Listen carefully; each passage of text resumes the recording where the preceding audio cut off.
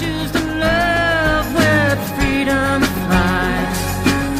From my heart where the light keeps shining, and I choose to feel the whole world crying for the strength that we can rise above.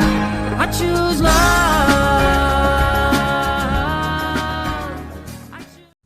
Welcome back. This is Ina Marie Hale.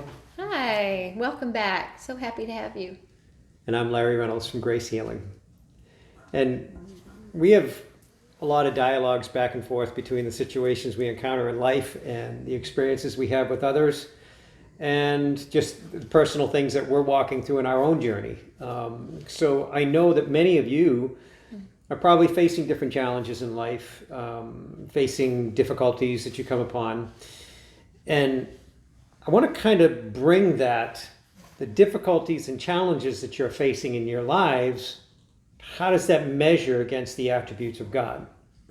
And you have to keep in mind that the attributes of God and the human condition are completely different things. What we're going through on the human level is different. So you want to be careful not to be in this place where a lot of this prosperity teaching and thinking went to, oh, you know, if you're not attracting in something, you're doing something wrong. It's like, no, there's a reality that God's holy attributes, God's nature is love, purity, clarity, unity, wholeness, oneness, all the aspects of God's grace manifested fully before you. And instead of judgment, you would embrace discernment.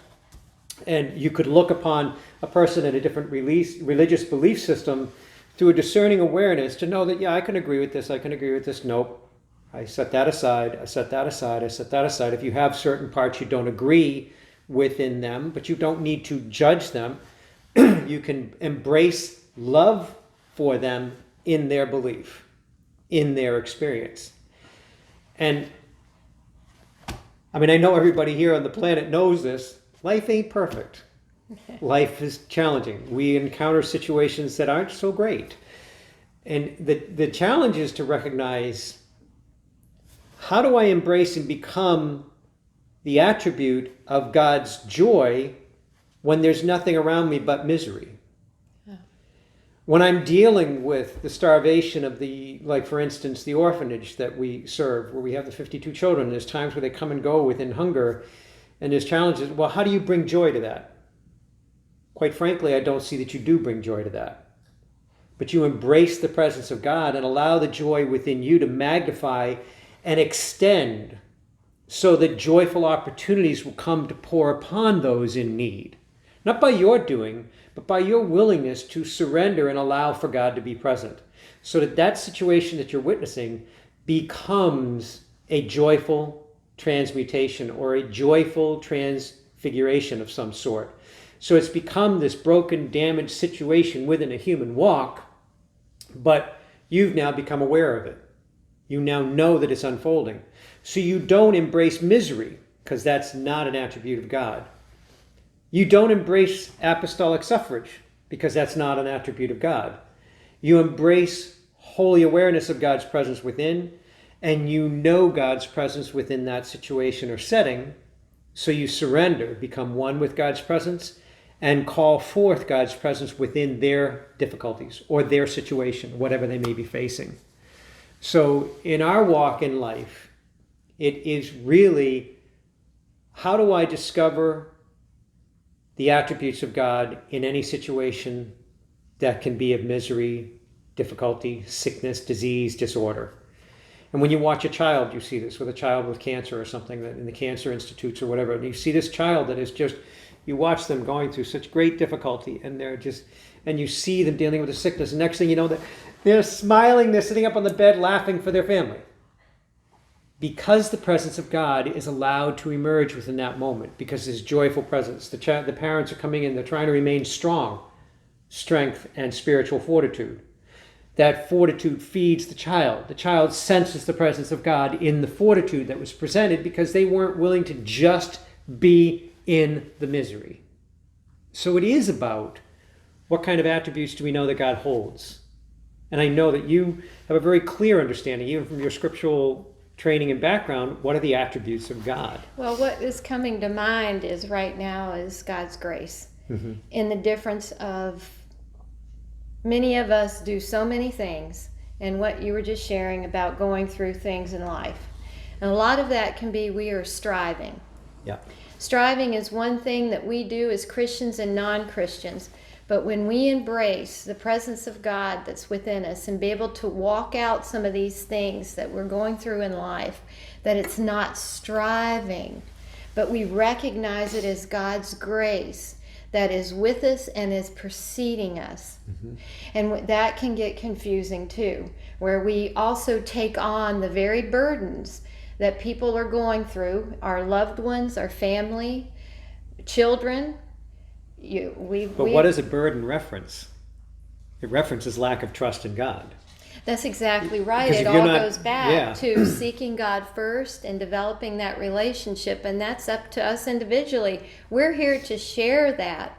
What we're led to share is it just flows out, and it's up to that individual if they Exactly. choose to do so, to seek God in where they are and getting what you were just sharing about. Exactly.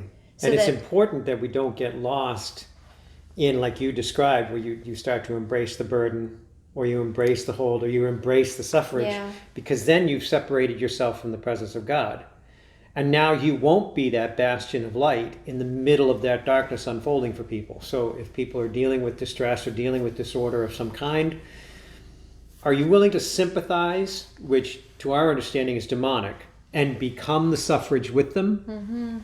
Or are you willing to look at the situation and say, God present within me, I seek God first, and I embrace God first within me. Now you become a bastion of light, a place of counsel to move them out of that situation. It will not happen if you run into the fire and catch on fire. Because if you're trying to tell them, follow me while you're burning up, they ain't going to follow you. Well, I want to interject there. It's the same thing. What comes to mind is a vision, and I think you and I have spoken on this before, but we can say things. It's the thing, hearing it over and over, is that not just Christians, but all mankind have a tendency, if you were out in an ocean or somebody was drowning, and you're the only one around to help that person that was drowning out in the water, what would you do? Would you run out? Would you swim out and save that person that's drowning? Or use in seeking God first and throw out what do they call it? The life preserver, and draw them in. See, seeking God first, because the first thing we want to do is go running after them. Yep. Because you just do. But it just... And what does a drowning victim do? Oh, they're going to Start to grab get you on and top bring of you you and down. pull you And down. that's what happens Exactly. within our families, our loved ones, at work, our co-work, regardless. So that's why it's important. And that's, to me personally, I really don't know what I would do if I didn't seek God first. Now, that's Exactly. me, and that's by God's grace. And so when we get revelation on that, or this is part of this, of the attributes of God that are already within you, something as simple as that is And I wanna- tossing out. When you keep mentioning the word God grace, and you started as that as one of the most important, when you said, I want to touch upon grace first. Yeah. The reality is most of you need to recognize, and I needed to recognize, that each of us is walking a different grace. That's right. Every one of us. So if you have this other person that has a different belief that doesn't align with yours, we don't have any right to embrace judgment. That's exactly right. Because the grace we hold, and this is what I had to deal with in many people that were kind of questioning in the beginning stages of grace healing. Well, what about Jesus? What about Jesus? What about Jesus? I'm like, well, yeah, what about Jesus? Yeshua is the very center and core of my being, but I was graced to know that. Yeah. So I can't for 1 second judge a person that does not recognize that, because their grace is different. So if I'm willing to walk this earth in such a way that I want to magnify God's presence, I cannot do that through judgment. But I can do that through a discerning awareness if I embrace God first. So may I just interject once again? So say you take that, for example, exactly what you just shared. There's a difference between judgment and discernment. And how do you get that? Is in that relationship with God. Exactly.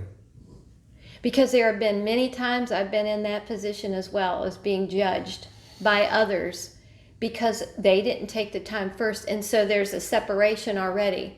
And those kind of spiritual things rise up in them of either judgment, Jezebel spirit, all these other things that we don't need to really go into, but it was about seeking God first. Exactly. And actually that was the fundamental instruction within Grace Healing. Yes. Was that seeking God first. But we are grateful for the opportunity to be with you. The fundamental message is seek God first, and in doing so you will find the nature and attributes of God within your actions. And if you don't find the nature and attributes of God within your actions to bring to the situation you're witnessing, center more deeply upon God's presence within you.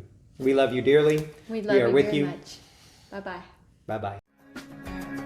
I choose to